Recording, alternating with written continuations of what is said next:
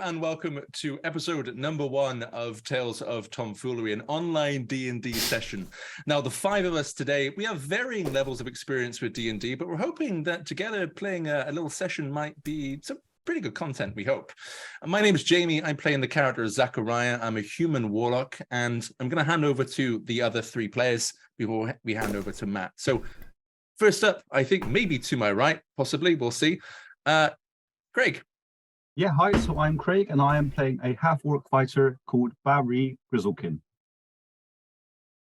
Hi, I'm Beck, and I'm playing Kerid, and I'm a druid wood elf. I'm Rob. I'm playing a human druid. Our name is Andel Formrose. Now, the 4 of us are going to start at level 3 as opposed to starting very basic at level 1. We've had a few practice sessions on this, and we think realistically for the fun of it really is going to be better to start at level 3. But I'm going to hand over to Matt now, our DM, and he's going to explain the world and introduce us to everything and start the game. So Matt, over to you. All right, cool. So quick note on the world. It's feudal, high magic. So casting spells, not weird. Don't feel afraid to do that if you're around civilization. We're going to tell the story from the perspective of your characters and the players, so I'm not going to say, it's not the player, sorry, the characters, so I'm not going to say too much about like history and all that because your character might not know that history. Everyone's got different backgrounds. You're on the continent of Van Ria, and everyone is joining a convoy that is heading from Kurhold to Agiagora.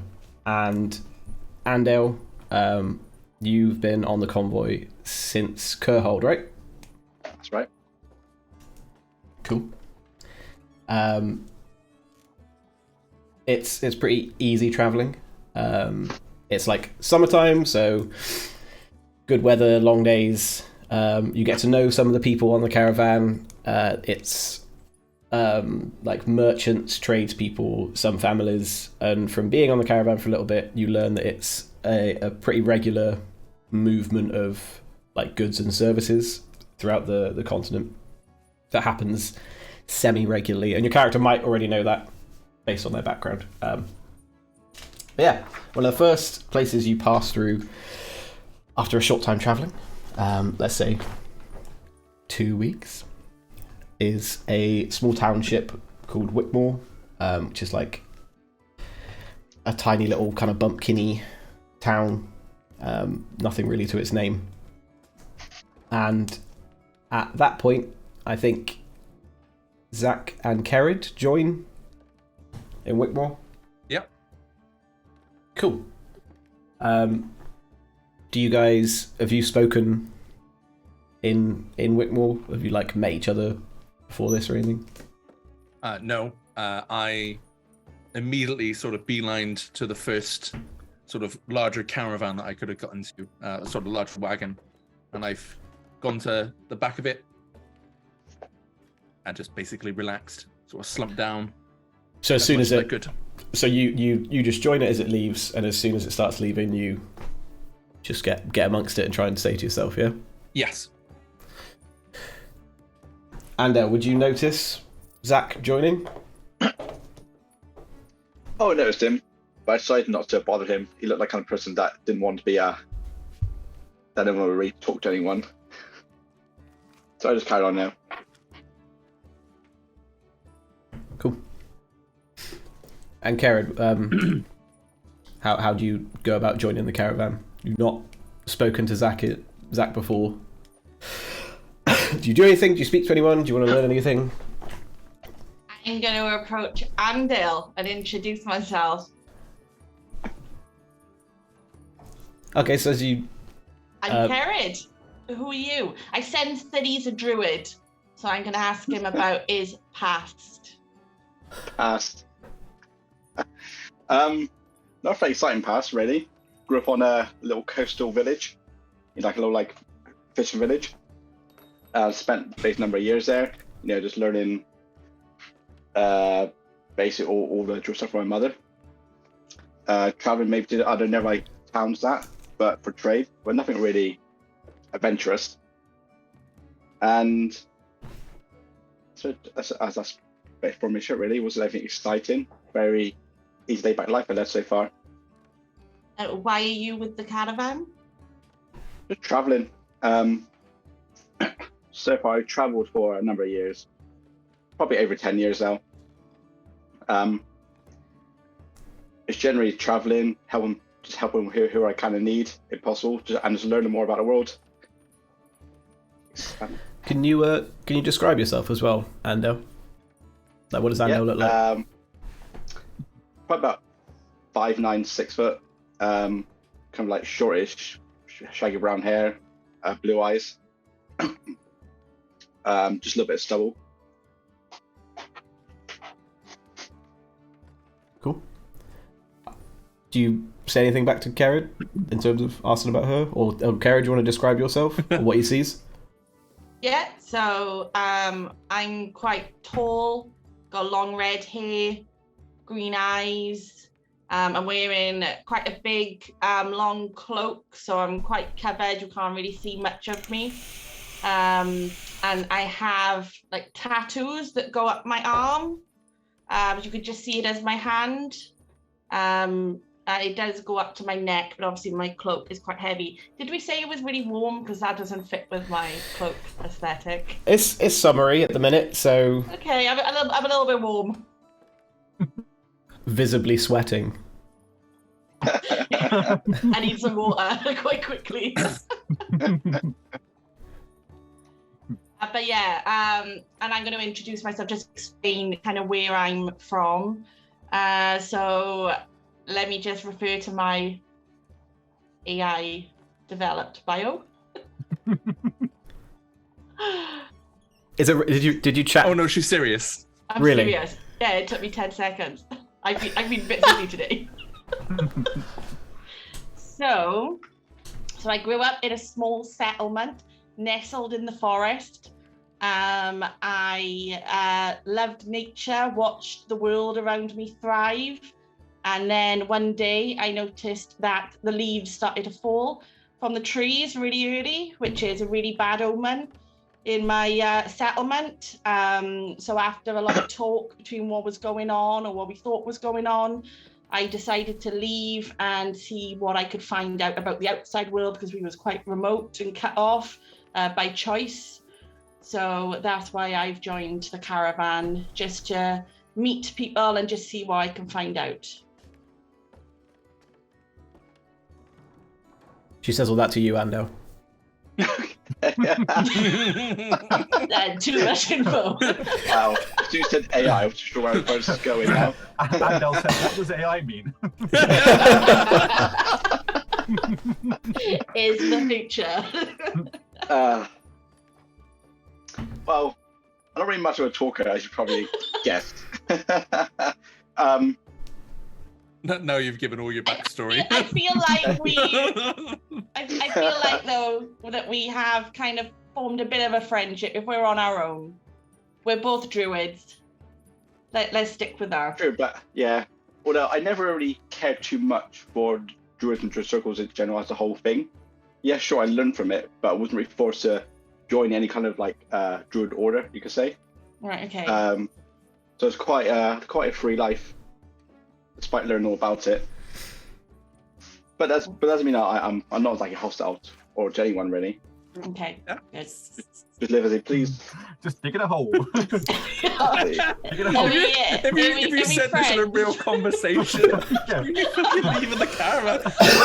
Really hostile, by the way. I promise. I am not hostile, I promise. I can't believe Listen, it. are we friends? What? I just met you.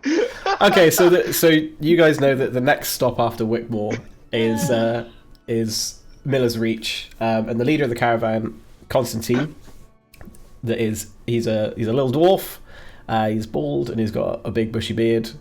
He kind of yells out like how long you've got left to go till the next settlement, and it's about 6 days travel from Wickmore to Miller's Reach, and the third day starts. You guys are kind of, it's been, that conversation was like over 3 days, let's say. So you were like getting to know each other. Zach, have you done anything in those 3 days, or you kept yourself to yourself? No, I've kept myself to myself. So they would have noticed what I was wearing.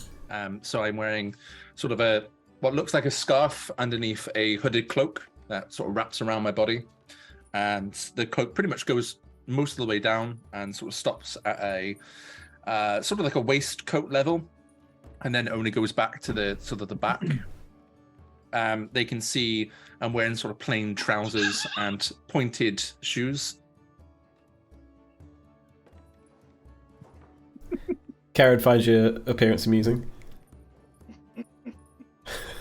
Say it for the class, Karen. I just like that you're a fashionable guy. Oh, half orc, whatever. I'm a human. Oh, right, okay, well, yeah, well, my point stands. Craig's the We fucking orc. We can't see what you look like underneath. You know, I'm a humanoid just by looking at me. I'm sort of a medium What's a height. humanoid? The very vague answer is what it is. It is. It's almost like I'm trying to shroud my character in mystery. Describing yourself as a humanoid is like the most baity thing you can do. Yeah, I've got 2 arms and 2 legs. I'll let you figure out the rest. I'm sorry. Someone in this caravan just said, I'm not aggressive. Listen, I'm a nice guy, all right? I'm just a nice guy, yeah? Come sit in the caravan. I'm a good guy. Oh,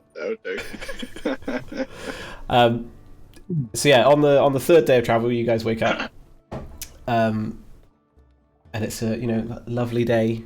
Oh, hang on, have I got music? The music, yeah. Hang on, You can tell we're mega prepared for this. you hear that? Yes. Yeah. Oh, there we go. Look at this. So yeah, it's like a nice summery day, and you carry on along the journey. About mid-morning-ish, you see a ruckus in the bushes as a tatty half-orc bursts forth. Barry, do you wanna take over? What happens? So yeah, I burst through the trees, and I'm sort of just staggering towards the caravan, kind of slipping in the grass and stuff, clearly beleaguered and disheveled. My clothes are all kind of like tattered and kind of falling apart, like just kind of caked in sort of mud. I've got sort of kind of long, like sort of lank hair, like twigs and stuff kind of sticking out of it. Although strangely, my chainmail and my battle axe both look brand new and polished and well looked after. But yeah, so I stagger towards the caravan and I make a beeline towards the first person I see. Who would that be, Matt, do you think? I'll tell you what, let's roll for it. It won't be Zach because he's inside, right? You'll be inside, yeah. So it'll be either Andel or Kerrid. 1, 2, Kerrid. It's Andel. So first person you see is Andel. Cool. Is Andel still here? He's looking off vacantly into the. Sorry. Yeah. Okay. Right. Should we make it Kerrid? Yeah. Let's do that. Yeah. The first person you see is Kerrid. Oh yeah. So I stagger up to Kerrid, and I just kind of slump down in front of her, and I ask for water. Yeah, I ask someone next to me if I can have some water because I haven't got any. I hand it to you, and I give you a drink. Cool. Yeah, and I just down that all in one go, and then I just ask you what year it is. You know what year it is, and the year is 1020. It's 1020. Okay. Hearing that, I look at you confused, and I just say, "That can't be right." It is right. It's 1020. And I just refuse to believe you. So why? What year do you think it is? I believe it is year 1843. And is that where you last come from? You thought it was 1843. Where have you been? When I went to sleep, it was 1843. There's a And long and sleep. now you're telling me it's 1020. Okay, so yeah, Kerrid, you give the water to Barry, which he drinks up, and then said all that stuff about time. It's pretty confusing, pretty weird. Andale, you see all this happen. Barry runs up to Kerrid and is clearly weakened and dishevelled. And Kerrid and another person on the convoy help him out. I'll go over as well, just to see if he's wounded or any way as well. See if I can use my old druid healing. Okay, make a medicine check for me. See if he's hurt.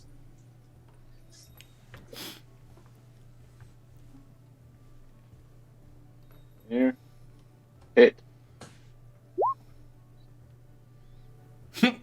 Looks fine to you. Good to hear. That's what I want to see. There's no obvious injuries or anything. So for context, for anyone that's watching, the number on the left is the one that we're always looking at, unless we're rolling for advantage. Advantage is on the right. Left is just the normal flat number. Yeah. Cool. Okay. Zach, do you hear a bit of a commotion going on? Do you go out to investigate, or do you just not care about it? No. What I do is I pull out a small harp, and I cast Mage Hand and start playing the harp to try to drown out the noise that's going on outside of the caravan. Okay. Fair enough. At this point, I'm weeping, and hearing the harp, hearing those lovely tones of the harp, I start weeping even louder to drown them out. I focus my energy as much as I can to play the harp louder. We're having like some sort of like battle, aren't we? All right. Can you both make performance checks for me? I'm gonna get. It's on, baby. It's on. Right. Oh, damn it! Yay! Although you're weeping very, very loudly, Zach, you can't hear the sorrowful cries of Barry anymore. Woo! It's just harp music.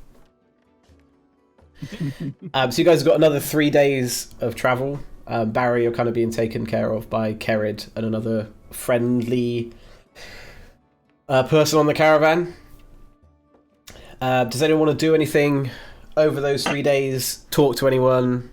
Talk to another member of the party? Anything at all? No, just enjoying the walk, enjoying the lovely weather and scenery. Despite the weeping half-orc that's joined us. I mean, I guess we should try and find out why he's been weeping for so long and so loud. I mean, If it you kind of want like died down after a while. Kerry. It wasn't the full 3 days. It wasn't the full 3 days. For 3 days straight. but why was you crying? What was wrong? After you telling me, Why are you crying? why are you What crying? is the matter? Yeah, what's the matter with you? After you told me what year it was, I've struggled to string a sentence together. I've been muttering occasionally in my sleep something about bears and some sort of magic, but that's all you can get out of me. Okay. So you're in shock, and we're just taking care of you. I think so, yeah. I by and large don't interact with anyone around me. I just carry on playing the harp day and night, just trying to entertain and try to keep the mood up.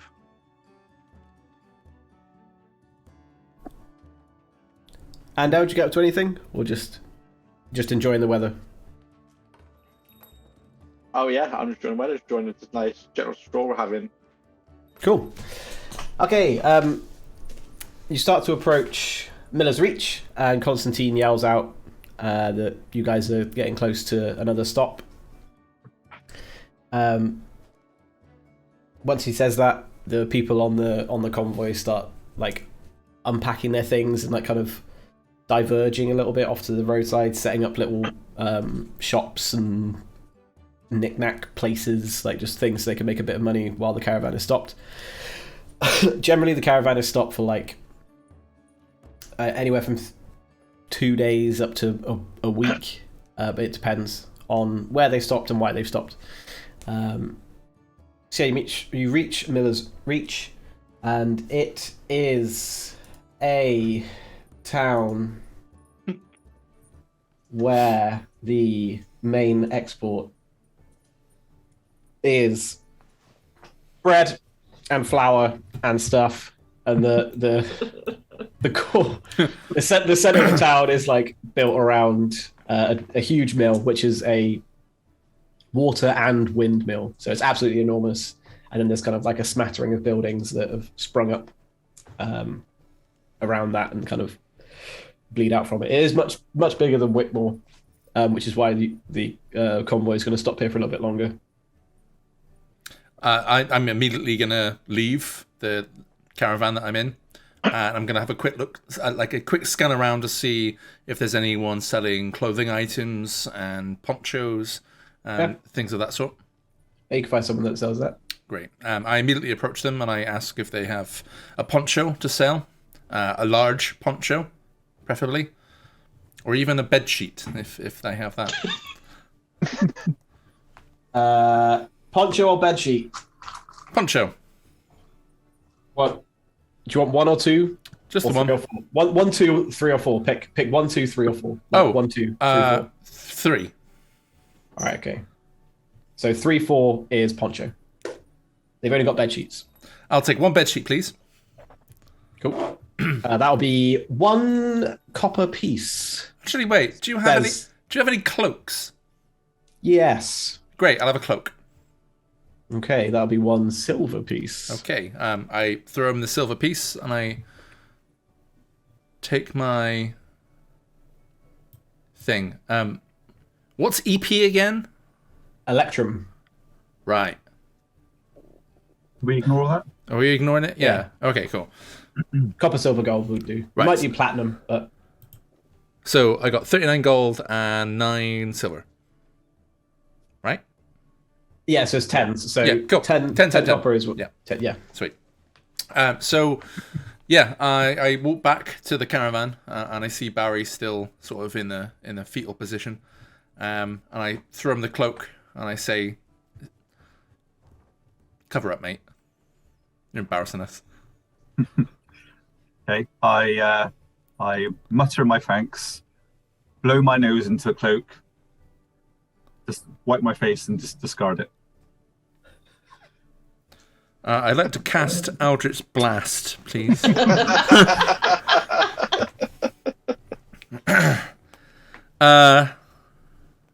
I shrug my shoulders. I've done my bit. So I'm going to walk into Miller's Reach. I'm going to try and find some sort of tavern or pub or establishment of the night that I can go to. Although not in the day. Let's be real. You don't want to go into an establishment in the night during the day. It's not good vibe. It's not good look. You don't want to be the first guy at the pub, No. like, waiting for it to open. But I will look for a tavern. I mean, there'll be spoons open at this time, I'm sure. Yeah, bit of breakfast. Yeah, two copper breakfast. So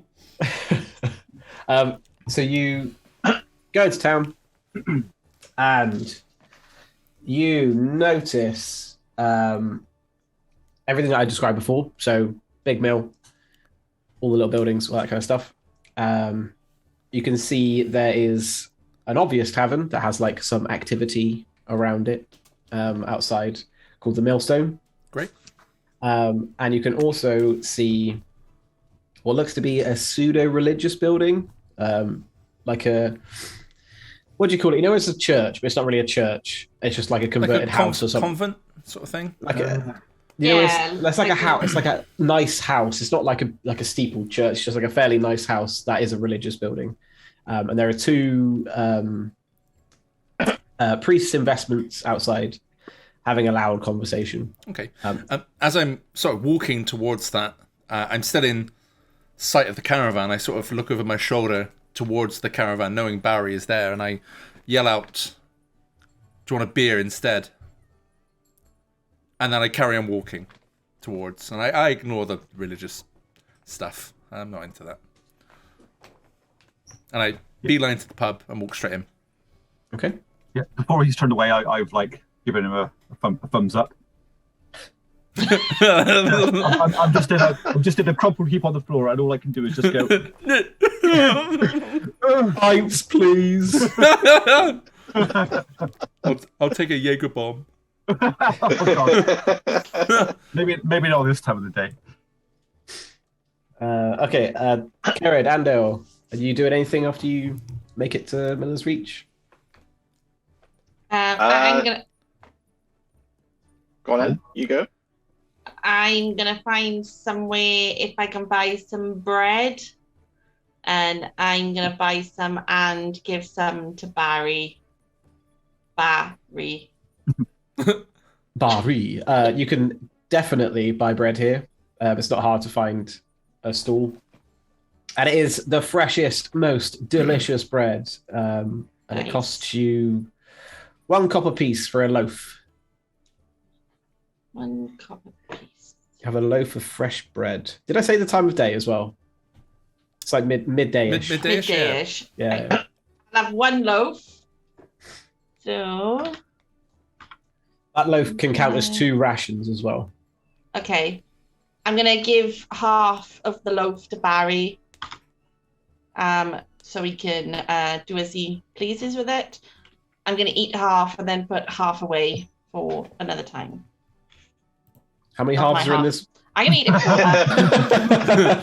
for There are 4 halves in this bread. I'm gonna half it and give half to each member of the party. That's yeah. Okay.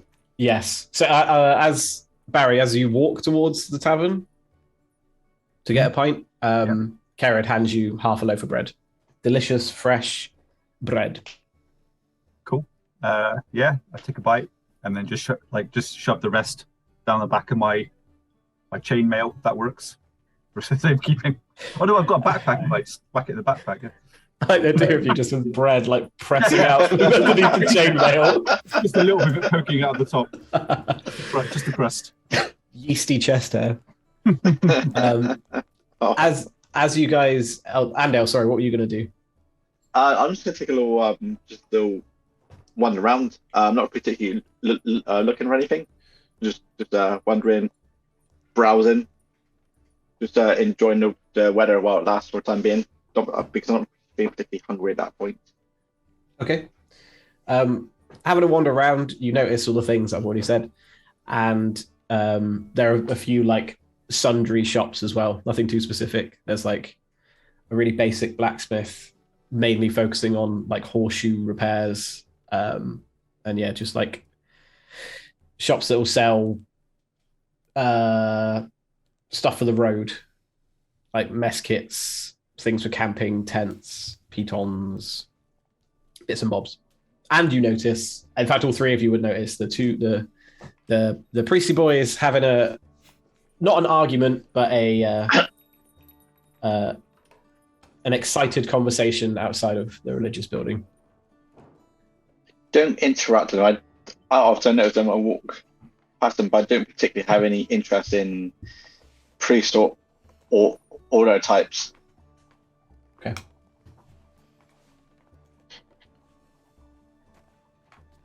So does everyone just heading to the tavern then? I'll stop and ask them. Matt's like, thank fuck for that. All 4 of you separately see this, so like, nah, fuck that. Just, what's going on, guys? What are dogs? Looks like there's something going on. Religion and shears, yo.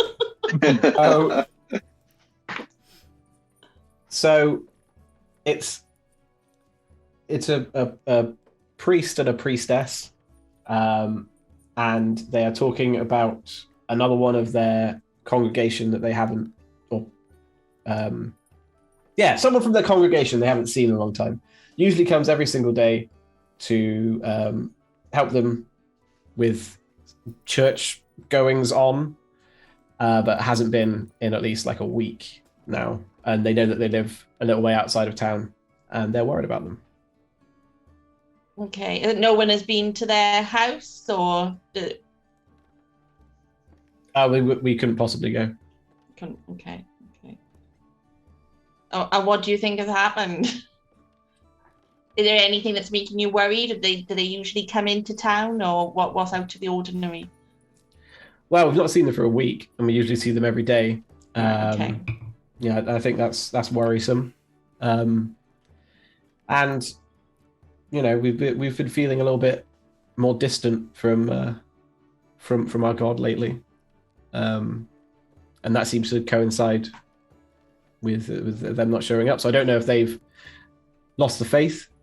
In fact, if they have lost the faith, and Father Jacob reaches around in a little bag, and he hands you a pamphlet.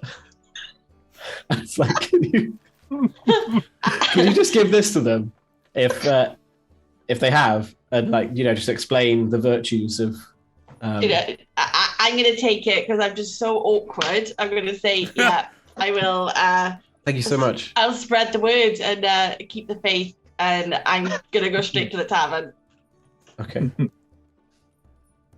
Father Jacob describes to you where it is. Okay. They tend to a graveyard, which is why they live slightly further away from town. But he describes where it is, so you know. Okay. So I have walked up to the two priests, and I'm not sort of a religious person, but I'm just in need of help, and they just seem like people that might be willing to help. So I just walk up to them and I just say, I'm lost.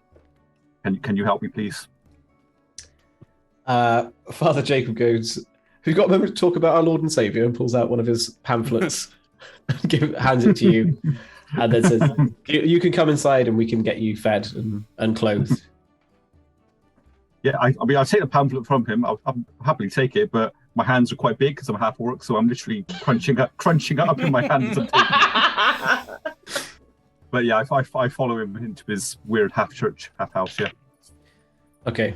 Inside it's not like a church layout with like pews. It's just like, it's almost like just a really big living room, with lots of sofas and stuff and a fireplace. And he's cooking some stew, and he pours you out a cup of the stew.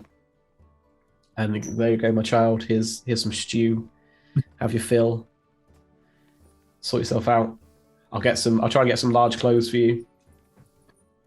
Cool. So yeah, I'm just eating the stew, kind of giving the place a bit of the side eye, kind of getting a bit of a creepy vibe from the house. And then yeah, above the fireplace, I spot a bear's head, like a big sort of grizzly brown bear's head mounted on the wall. Okay. Just seeing this, I just absolutely just flip out, for having heart palpitations, and I just get up and I just charge out of the room, charge past Father Jacob, and just yeet him into the wall, not even meaning to, but just bash him away and just run out of the house. Okay. Make a strength check. Ooh, please let it be high. Come on. Right. Okay. Where are they? Can't find it. Oh no, I clicked the stat, didn't I? Yeah. I like how Matt's started playing peaceful music. Oh, come on. As he fucking murders the guy. I know, yeah, I was like, oh, the music stopped. I'm playing the wrong music now. Okay. We'll resolve that in a sec. Jamie, Zach, you cast him Find Familiar? Or are you just checking it? I was I right in saying I can cast it immediately because I don't need the components? You need 10 gold pieces worth of charcoal, incense, and herbs that must be consumed by a fire in a brass brazier. Right, okay. No, I'm not casting it. No. As long as you have that. I mean, you can... Well, you haven't spoken to Andel yet, but... Andale knows that there are sundry places, like good shops around that maybe find some of those things. I'm sure I can find it, but not yet. 10 gold pieces is still quite a bit. Okay. Quite the pretty penny. Barry, you burst past.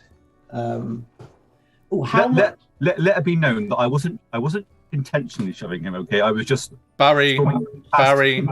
shush. Let what he's about to do happen. How much HP do townsfolk have? 300. 5e. I think it's like 3. Commoner. Here we go. Is it this low? Yeah, hit points 4.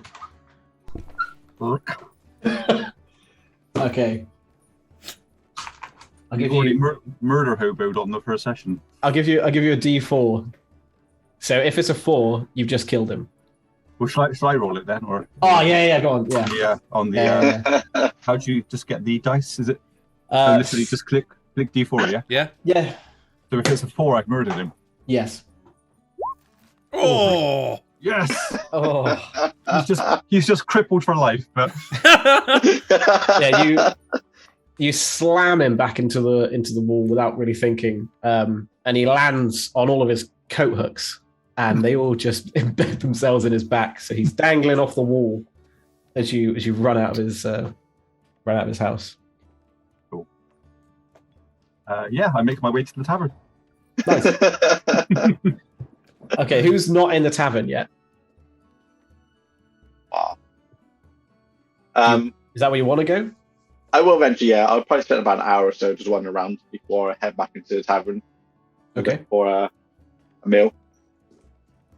And Karen, you went to the tavern, didn't you?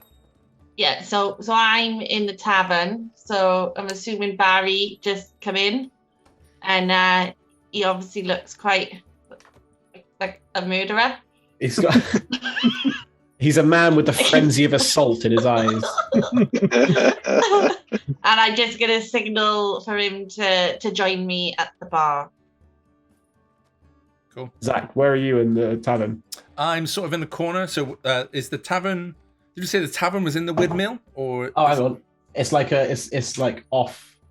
Can you guys see just this? off? Yeah, we can see a big windmill. Anyway. Hang on. Can you guys see that? I see a white screen. I've got a white screen. Yeah. Okay, let's ignore that then. Is that something's not working? Yeah, so it's like the main windmill. The functional part of it is one building, and then like just off of it, which you assume used to be some kind of store, has been changed into a tavern. Right. But you could still hear the workings of the windmill, and there's like wooden beams and cogs that are like moving around and shit in the ceiling.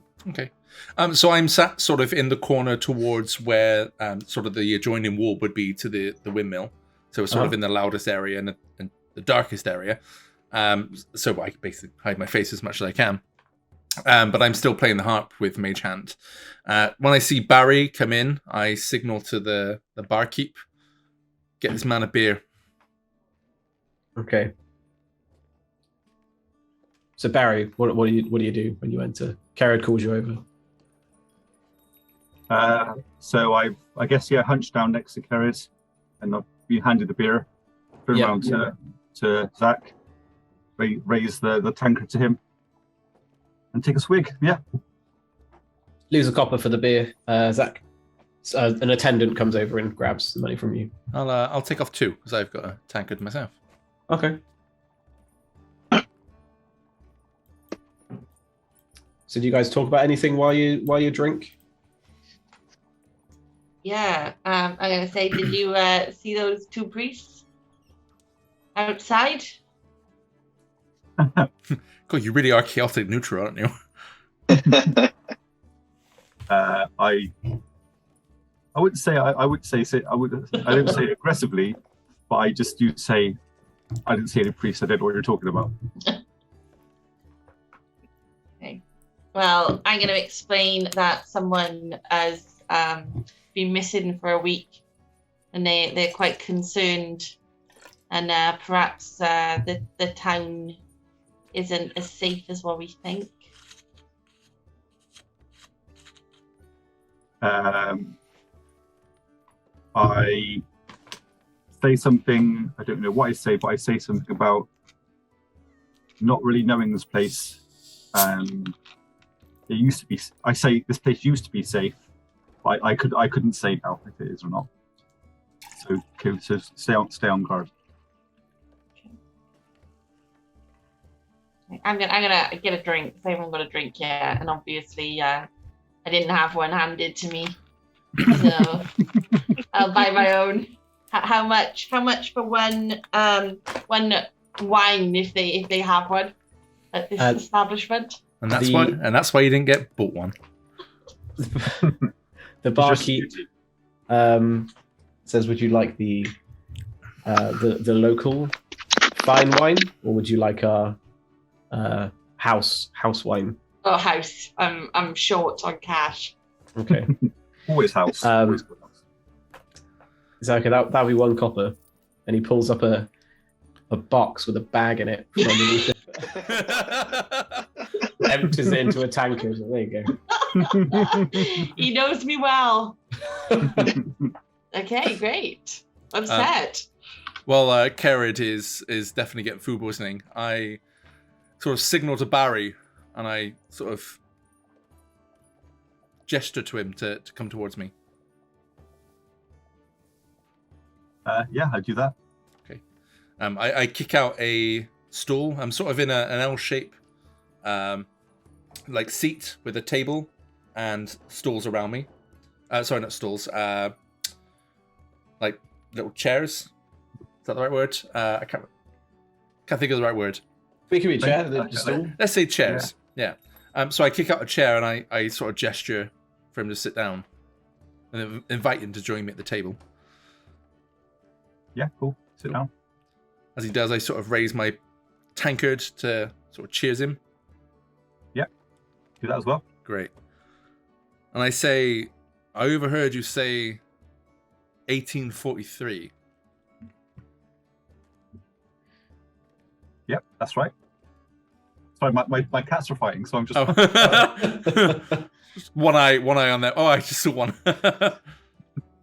Sorry, yeah, 1843. I say glumly.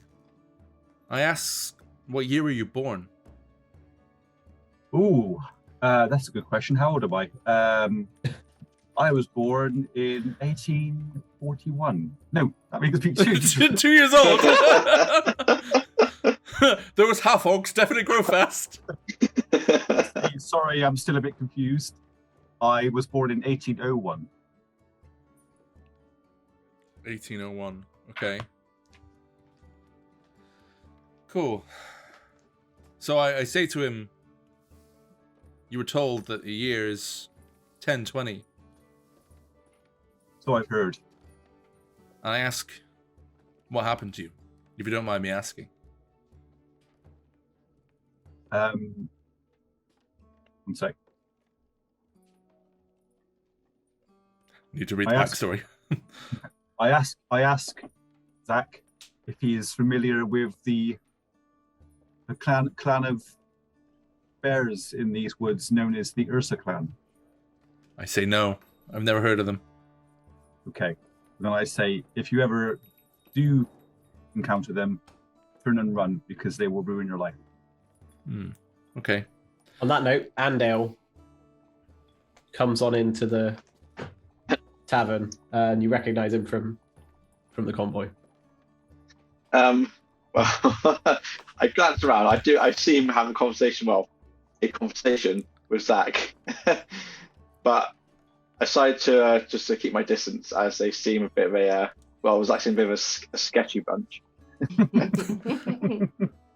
Karen is a bit too chipper for my liking, and Barry is probably slightly insane. So I find the tea with a table and sit down by myself and order some food and drink.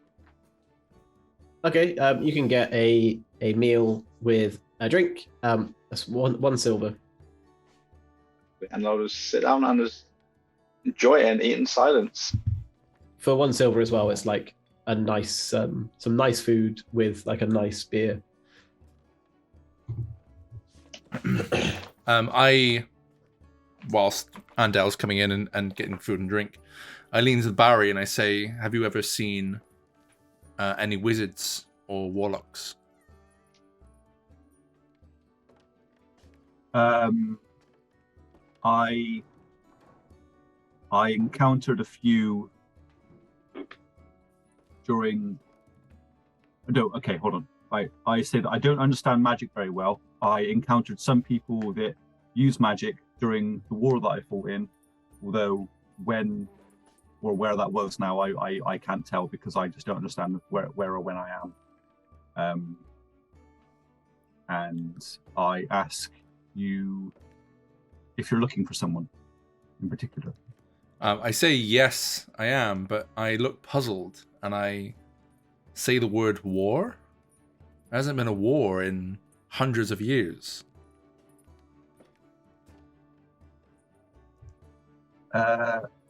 Maybe to you. I was only a young lad when the war started. Garrett, are you staying at the bar or are you going over to the table? Not at the moment. Okay. I'm going to stay at the bar at the moment. I leaning close to Barry so Barry can sort of see more of my facial features than I've let on, and you can see my skin is slightly paled, my eyes are chalk blue, and I sort of whisper with a. You can kind of see the smile just peering over my scarf, and I whisper, "I'm older than you," and I sit back, and I put my hand up and ask for more beer. Cool. Deduct a copper for more beer. So 2 copper because there's only for me and Barry. Okay. Yeah. The other 2 can fuck themselves. Okay. Put off by Zach's general demeanor, I take the beer that he's offered me, stand and walk over and sit down next to Andel, and say, "What's your deal?" That's my deal. As he's now outside of 5 feet of me, do I get a reaction attack?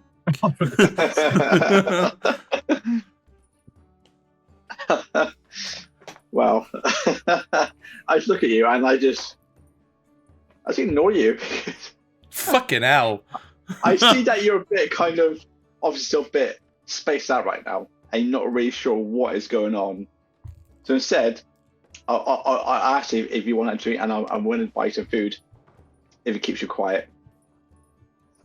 I pull out the bread that's it's not my chest plate, is it? It's my bag. Pull out the chunk of bread that I got, and I just start munching on that and say I'm fine.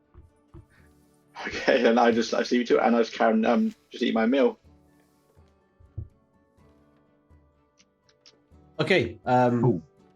So at that point, Constantine, the caravan leader, who you guys were relatively familiar with, who's familiar to everyone that's on the convoy, bursts on in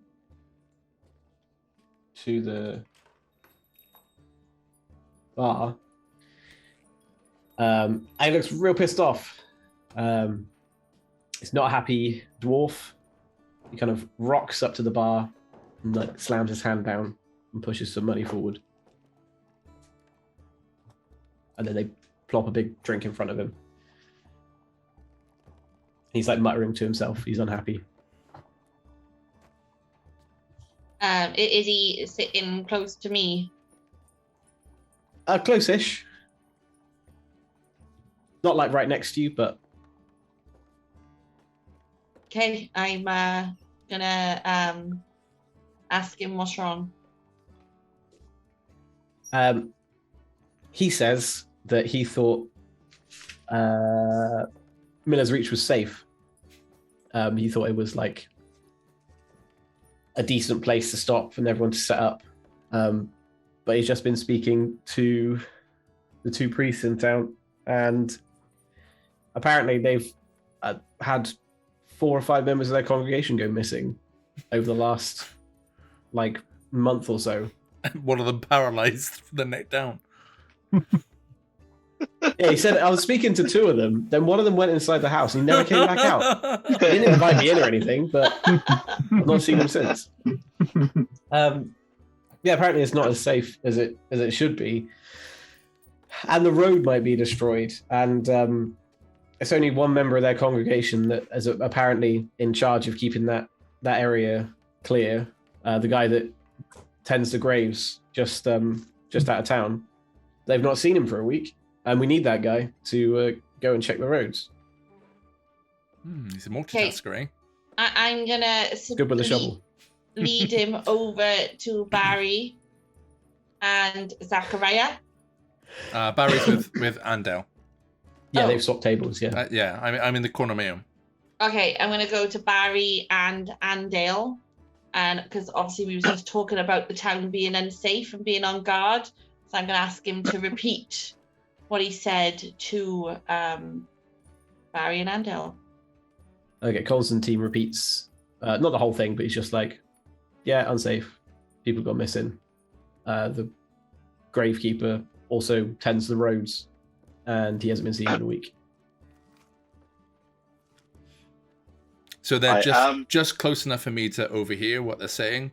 Yeah, you can be an earshot for that. And I sort of put my tankard down, and I sort of look over to the dwarf, and I say, "Reward."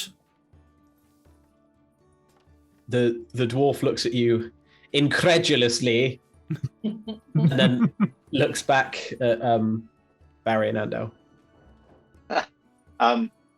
Ask him about the road. Fuck you, about then, any... dwarf.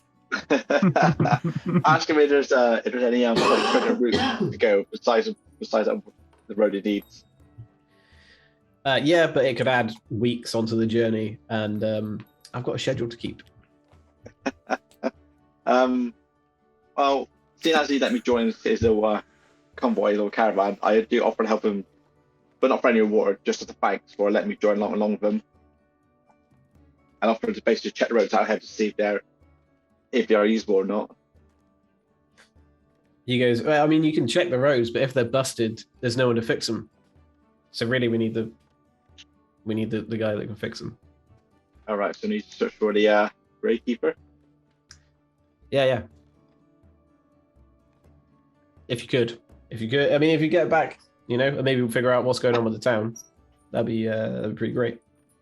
Okay. Does he know anyone that might know of the gravekeeper or where to start looking for him? I'm Karen. No. I'm asking Constantinus if he knows anyone who might know this gravekeeper. Constantine doesn't know. He said, well, it was those priests, and they said they'd already told. I mean, they reckon you stand out a lot, Kerrid. So they mentioned that they've spoken to you. Oh yes, he did. Yes, I believe it was a graveyard. I mean, he's a grave digger, so put two and two together. He gave you directions, and you remember them. Yeah, so I remember the directions, and I say, "Let's go." I can lead the way, but we should take some more people with us. Some more manpower, just in case, because it is a dangerous place. I've got to go anyway. I'll have to go, and I look at Barry and a bit concerned by him leaving by himself, especially with some stranger, in that corner tavern. And I figured that we could do that could do with some orc power instead of some manpower instead. I'm half man, bitch. I slam my empty tankard down and I say, I once knew these woods, so I might be able to help. So yeah, I'm in. Constantine turns back to you, Zach, and says, "All right, go on then. I'll give you some gold." And then he kind of turns around to the other three of you. Like, yeah, all right, I'll give you some gold. You can have some gold if we can sort this out. As long as we can leave in 5 days, you get gold. I ask how much. 6 each. I ask for 10 each. Make a persuasion. Oh, go on. Sorry. Go on, Let's Endo. say I kind of argue the point that I'm happy with 6. He doesn't need an ad thing. I would have done Okay. for free. Cool. I'll take Andel's cut then. Wait, so Andel's going to get 2, you're going to get 10, and everyone else going to get 6. Basically, I'm going to argue with Constantine that he doesn't owe Zach anything because he didn't really do much except just lays about on a convoy. All right. And I immediately raise my hand and say, "Yeah, that's true. But you're asking us to do something now, and if you want us, you pay us." No, you volunteered to do something. He didn't ask you. Okay, cool. I lay back down in my corner. Constantine goes, "No, it's all right. Listen. I'll make some stuff happen. I'm sure you'll be happy with the reward by the time you get back. Here's 2 gold as a down payment. How about that?" He gives Zach 2 gold. Anything to get you to leave. just Zach. I mean, Zach's the one that's asking for. Well, I want a down payment as well. I'll take 2. It would- I'll take 2 as a down payment. It got to be even. Constantine goes like, "All right, okay." He just gives everyone 2 gold. Constantine's It's like- is that mean with a cigarette? He's like, So fine, everyone have 2 gold. Yeah. Everyone has 2 gold. But you've got to go and check this out and make sure that we can leave within 5 days. And if we aren't out of here in 5 days, you don't get the rest of the money. Fair? Yeah. Okay. okay. Yeah, I agree to that. Fine. Well then, I get up out of my corner and I immediately sort of walk out. And it was Andal's walking with me, or sort of walking out at the same time. And I say, "Have you checked the city out? Or the town out?" I have done, but was really much around the few shops, little stores here and there. Okay. Was there anything noticeable or stuff out? I ask if there's a place that he's seen that would find sort of trinkets like charcoal and incense and herbs and things like that. Yes. I have done, although I'm tempted to give him the wrong directions. Sure. I'm going to get paid either way. I've been paid, bitch. You're going to give him But yeah, incorrect directions. No. I thought about it. Okay. Mine. But I He's said a yes. nice guy, remember? And then I just direct him to where he needs to go. Just get rid of him. Okay. Does anyone else want to shop for anything before you leave town? No, I'm quite happy to head straight to the graveyard. I'm sort of still looking around. Yeah. Same with me. Yeah, I'm all good. Okay. Cool.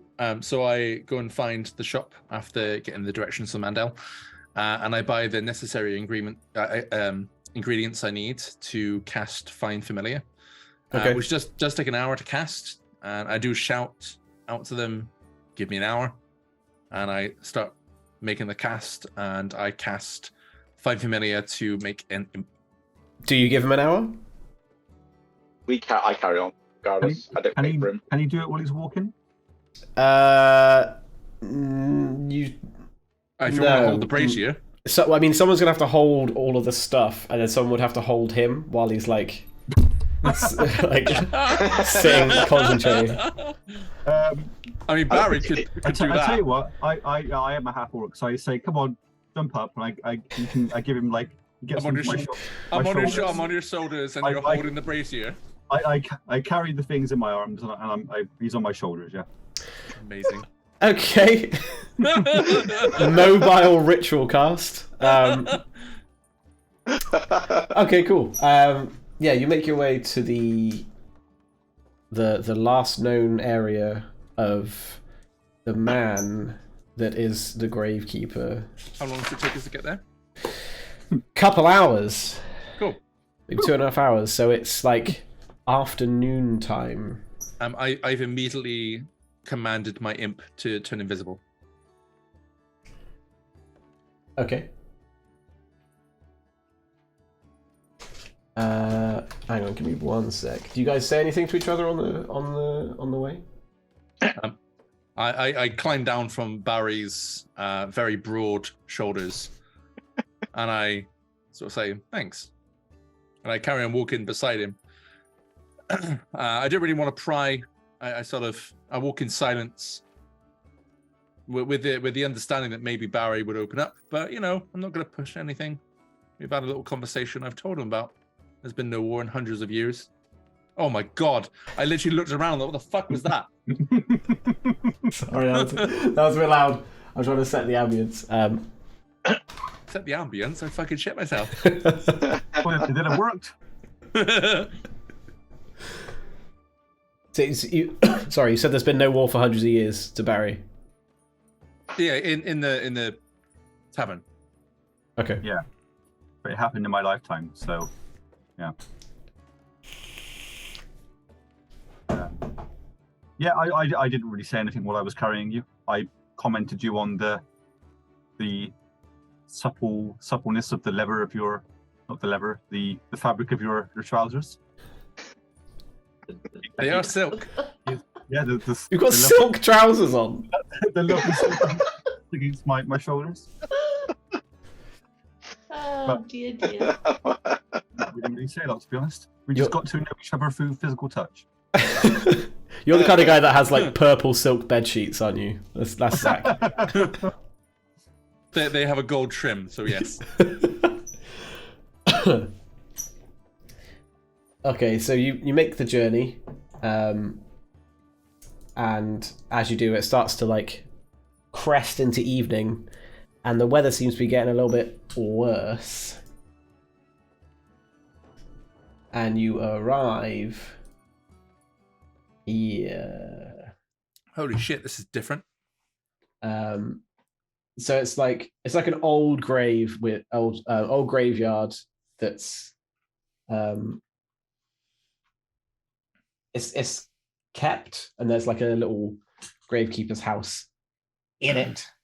And I guess I should now add you to it, shouldn't I? Yeah. So for the people that's watching, for clarification, we have done a practice session of this just to kind of get into the D&D vibe again.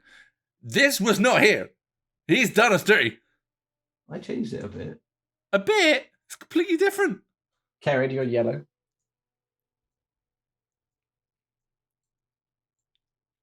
Zach, I'm you're black. blue. Oh, Sorry, mate. I want to be dark. I can't let you be all edge. Should be purple. It'd be like that scene from Community. I'm so dark. And now you're With red. the guy with the glasses who's like, oh. Oh, I want to be blue. Well, too bad. Barry, you're purple. Cool. So yeah, you've got this in front of you. Kerid, make a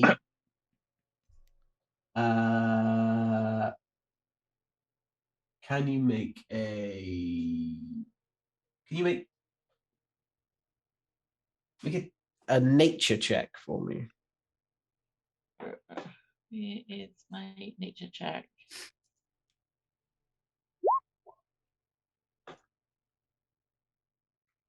You feel a slightly unnatural presence. You feel like you're divorced from the energy of Gaia in this place somehow. You feel like you're that same feeling that you got that inspired you to leave your hometown and look is like quite strong here.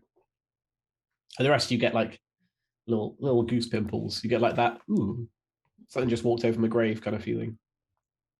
So that's like a big tree in the middle, yeah? Yeah. Right, so I'm going to go over to the tree. I'm yellow. Is that right? Well, you can only move one of them, so try and find out. You're red, I think. Oh, I thought I was yellow. I'm red. I think you're... No, you're... Oh, yeah. Barry's purple. Yeah. I'm blue. Okay.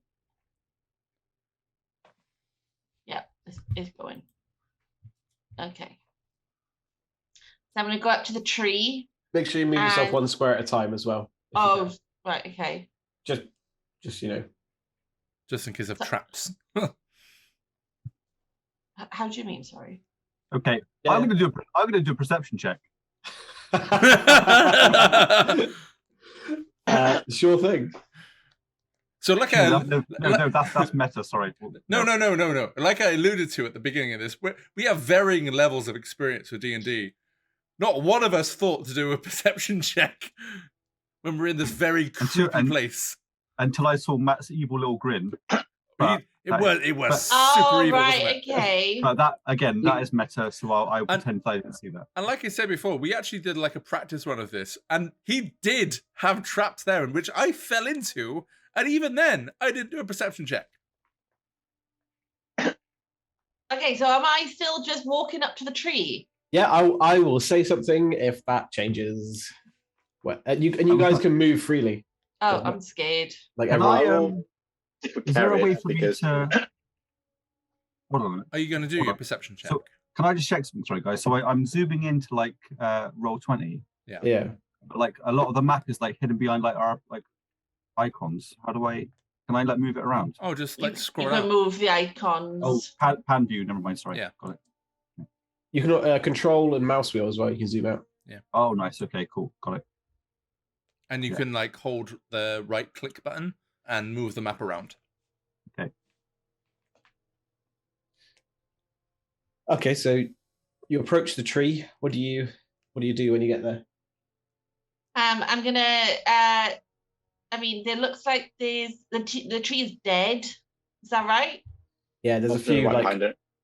there's a Oh. Which way did you go then? Uh-oh. Which way did you go then? Go back one square, sir?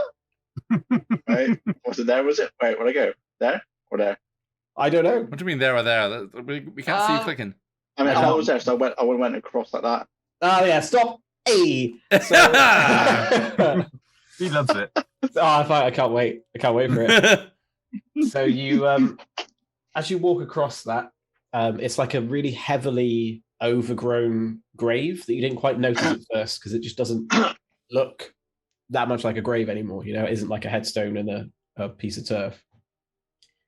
And as you step on it, the ground is really soft, like way softer than it should be. And it gives way beneath your feet. Make a dexterity saving throw. Right then. Ooh. Won that one.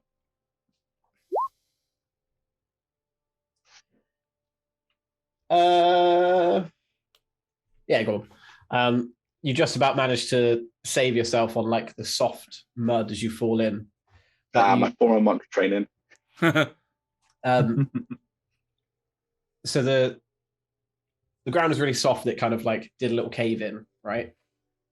So you've got like about 5 feet of like earthen walls like in front of you. If that makes sense, you're like in a little pit, kind of not. It's not quite quicksandy like all around you, but it isn't like a clean grave, and you're stood on a coffin. So I'm gonna, as this is all happening, I'm the blue one. Yes, I'm the blue one. I'm gonna run towards him, Mhm. and sort of like grab his hand to pull him back up to ground level. Okay. Do you take the hand, Ando? I would absolutely take this hand. After all this distrust, now he's taken the hand. I see how this is. As you Well, it's all happened so quickly. as you take his hand, another hand takes you. A fist bursts through the coffin. Oh, I thought you were going to say something else then. Right. God. Starts working you like a puppet, Andel.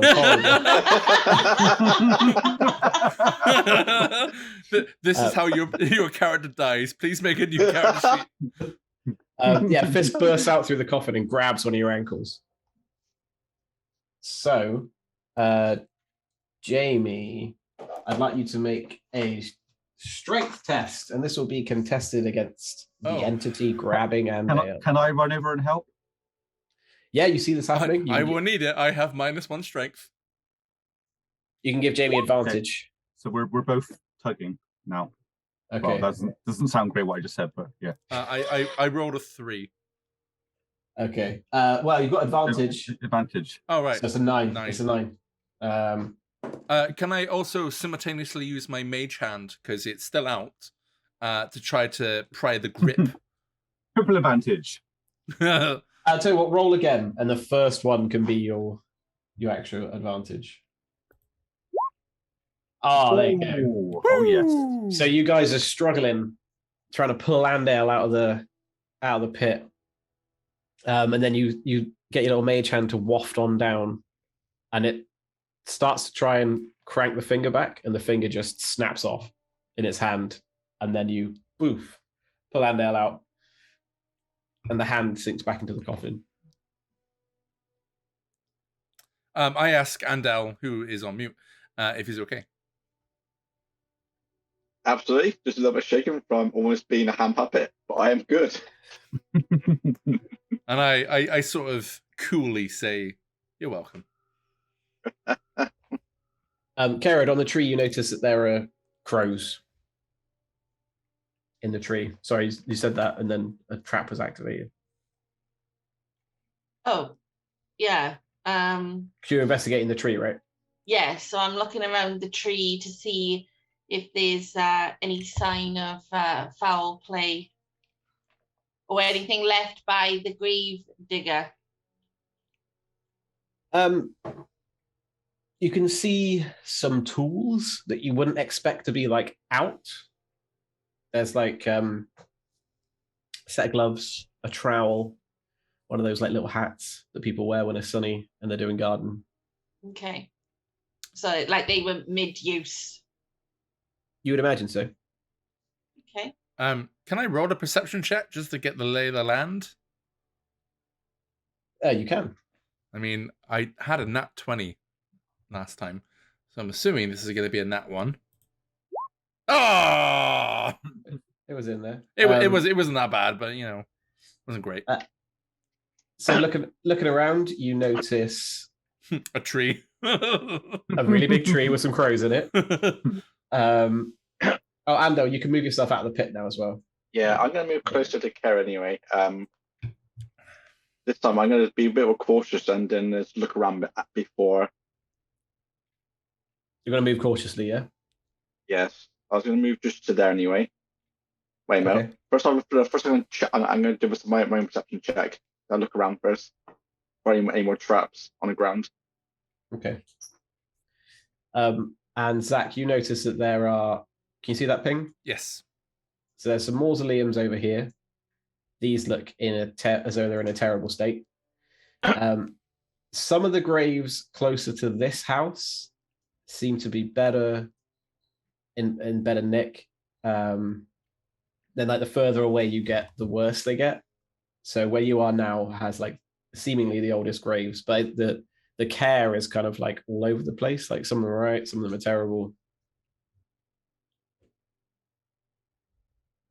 Okay. I think we should make our way towards the house to have a look inside. As they do that, I'm blue, yeah. I'm gonna walk the same path as Kerrod, and I'm actually gonna climb up to the top of the tree. Okay. I'm going to move as well. I'm going to start path just behind Kerr anyway. And have a little gander at the tree myself. Okay. The tree is a dead tree with some birds in it. Right, I'm make sure I'm saying well, I'll follow path round and make myself towards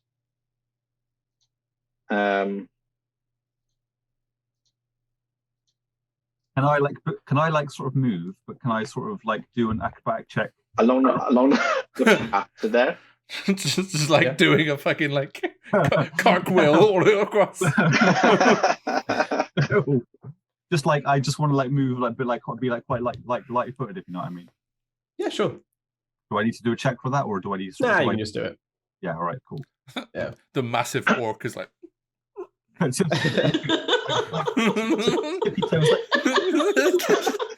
Literally, like, don't be suspicious. Don't be suspicious. Yeah, okay. You can move carefully. Yeah, I didn't mean to do that. Jamie, Zach, top of the tree. You can see that it's like it's turned to be a little bit cloudy today. You've got a really good view of everything from up here. Okay. I'm gonna send my imp into the mausoleum and I'm going to use an action to see and hear through its eyes as it does that. Which mausoleum? The one that you pointed to, the one on the... This one? Yes. Yeah, so it's like closed and locked. Okay. He bounces off the door, and then I command him to go to the one... Me. I command him to go to the one at the top. Is that the other one, or is the... Is that what you're talking about? Yes. That's a house. Oh, okay. What was the place down slightly south? It looks like there's a hole in the roof of the house. Yeah, it's seen better days. Okay, cool. I'm going to command the imp to run at the top. He's still invisible, by the way. To get him onto the roof. Actually, no. I'll check the door first. Okay. You command your imp over to the door. Is anyone else going up to the house? I will join Barry. Okay. Karen, are you relaying what you found at the foot of the tree? Yeah, so I'm explaining that it looks like that someone has been here recently, and they were working on something, and yeah, it looks like they left quite quickly.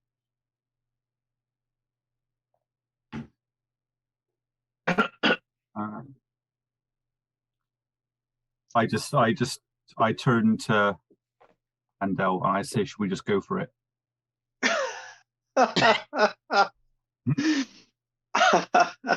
I advise you to be a bit more cautious, because then I almost just fell into a trap. I made it into someone's puppet. But I will go up to this point here. And if he wants to go to the door, I'll be ready to aid him. So while I do that, I'm still commanding my imp. Yeah. I'm just seeing if anyone else is going with you. Karen, are you staying by the tree, or are you going up to the house? They can't see the imp, by the way. Yeah. It's invisible. Yeah. Okay. Just want to make sure they're not following something. No. Can I do a perception check just to see if there's anything else around the tree? You are frozen. Who is? There he is. No. There he is. I dropped out then. Sorry, guys. Yep. You froze. Can I do a perception check around the tree just to see if there is anything else? No, there's nothing else. There's nothing else. Okay, I'm gonna go up to the house. Okay, so everyone's approaching the house. Jamie, does your imp open the door? He tries to, yes. He does. You swing the door open to the cabin, and that also just for everyone that isn't Jamie, that's really weird. Or isn't Zach, that's really weird. The door just opens in front of you. And inside you see the house is kind of like one room, kind of like one big room with the bed on one side, and then like a kitchen diner, like a little living room area. And there is a dead man on the floor in the house. Yeah. Who's there? Okay, well, I'm going to go in and inspect the body. I'm going to send my imp in as well to immediately run up to the body. Okay. You said you're going to inspect the body. Yeah, so should I do a perception check now? Depends what you're looking for. What are you trying to find on the body? I'm going to see if he has got any visible wounds. It looks like he could have been killed or died naturally. So you're not going to check if he's alive. Like to do a medicine check then to examine the body. Just to be a pedantic asshole. Oh, there it is. So the body is kind of old. The 23 medicine check is really, really good. Yeah, it's you'd say older than a week.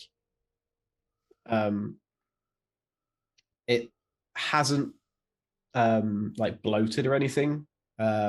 but rigor mortis has set in, and you notice it's got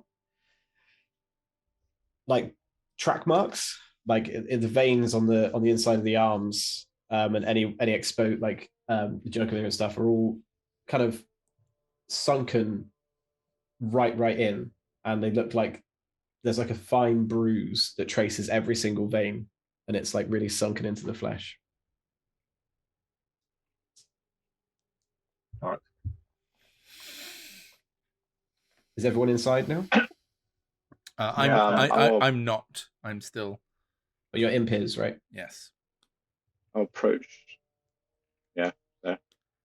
At this point, I am looking around with a wary eye, and my hand is like hovering near my battle axe. Okay. Can I inspect the wounds? See if they are puncture wounds of any kind? Before you inspect, can I use the guidance cantrip against Yes. our inspection? But so you have to touch someone to guide them. Yeah. If Zach's so, a Zach.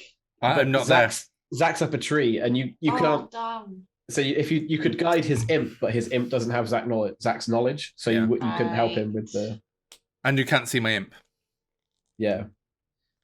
So who in the house wants to inspect? I mean, I'm still going to. You can. It's not hard for you to see that they're puncture wounds. Yeah. Would I recognize the puncture wounds?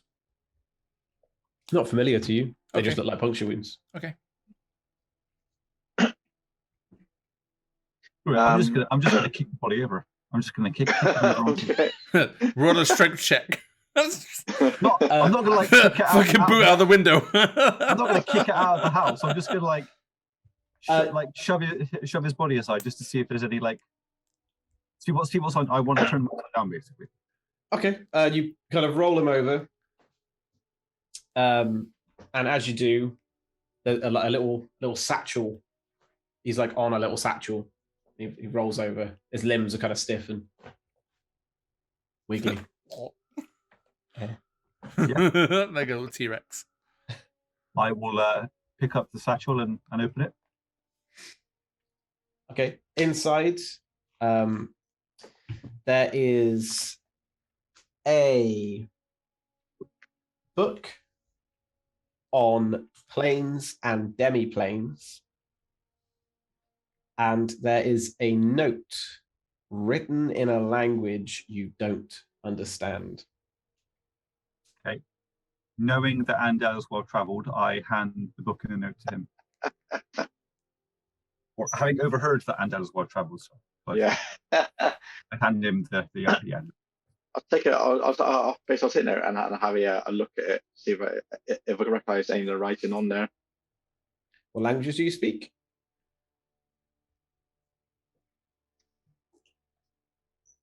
Common, Druidic. They're not all No. there. Make an intelligence check. These are words. These are letters. Oh dear. These are scribblings. That's why. And that one. Our first nat one. Oh, I didn't even see it come through. You've got no fucking clue. It might not even be a language. It looks like it could be a child's drawing if you turn it on its side. Like you don't really.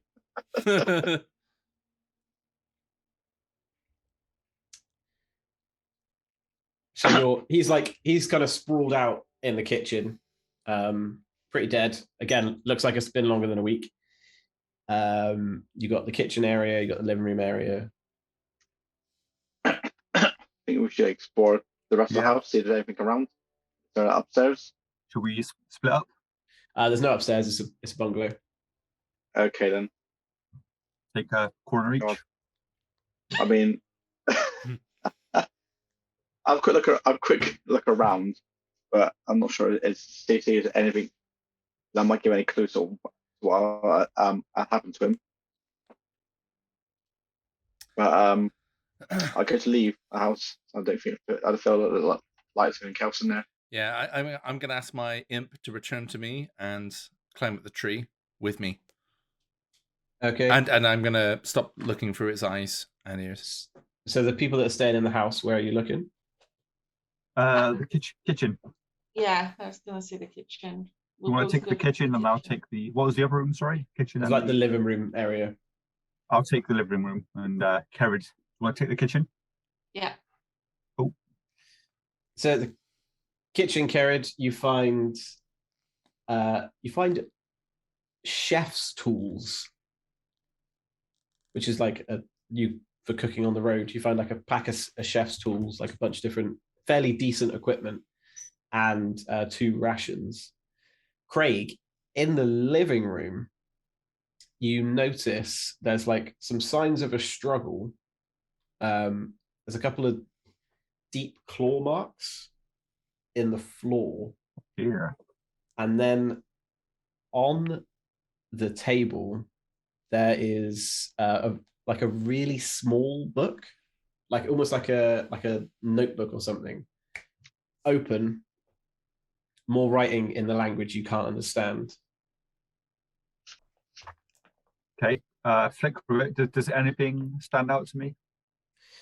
As soon as you pick it up, when you pick up the notebook, all of the pages turn one way, and it's just filled with this writing that you can't understand.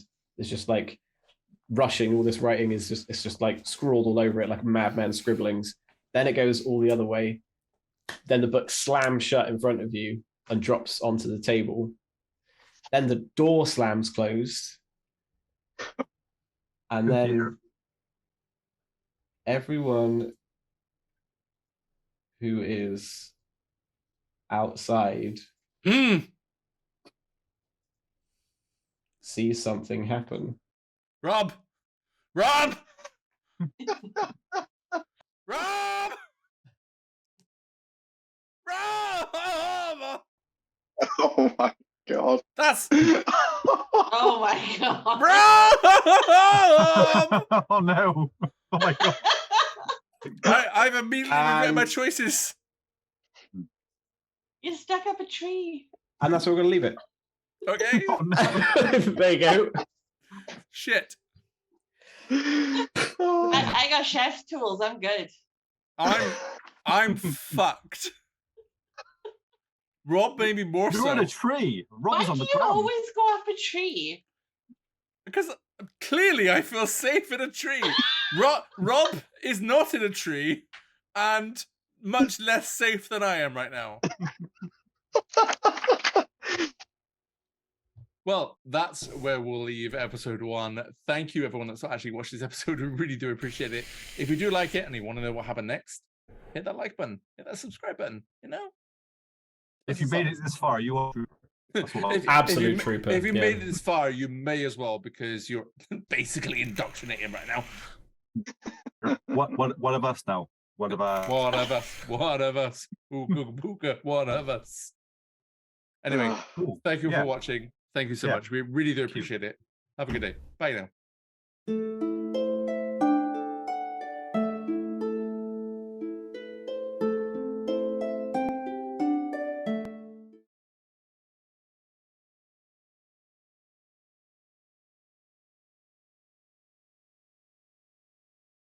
They can have It's enough of my nomadic. Friday afternoon with Jamie. Welcome to All right, cool. We're Let's here go. to play some D&D. Don't, Craig.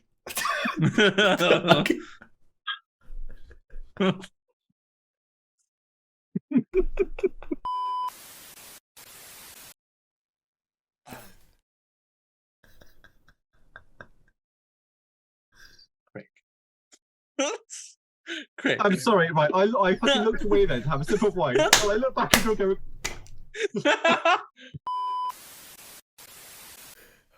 Right, okay. I have tears in my eyes.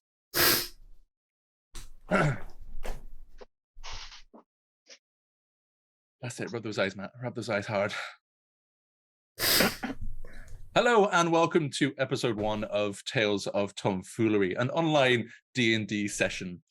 Here to wow. What am I going to say after that? Hold on. I'm not letting you get it. I'm sorry, but Jamie, that was only you. That was all on you, mate. That was all on me. The mattress. Oh, it was just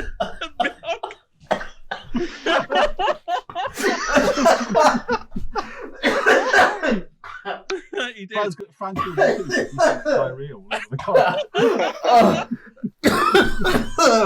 Is it coming out his nose? It's coming out his nose. Where we starting?